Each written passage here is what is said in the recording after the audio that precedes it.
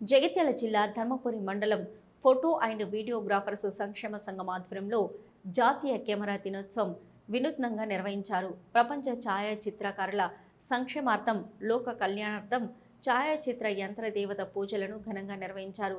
ధర్మపురి శ్రీ అయ్యప్ప స్వామి ఆలయం మండపంలో అర్చకుడు గుండి అశ్విన్ శర్మ వేద మంత్రోచ్చరణ మధ్య కెమెరాలకు పంచామృతాలతో అభిషేకం నిర్వహించారు. అనంతరం ఛాయాచిత్ర యంత్ర దేవత చిత్రపటం ముందు కెమెరాలుంచి ప్రత్యేక అర్చనలు నిర్వహించారు.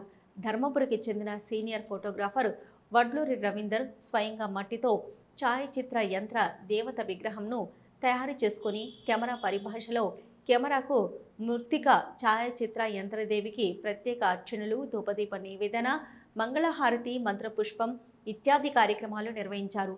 ఆషాఢంలో ప్రజలు గ్రామం చల్లగా ఉండాలని పొలిమేర దేవతలను బోనాలతో పూజిస్తారు.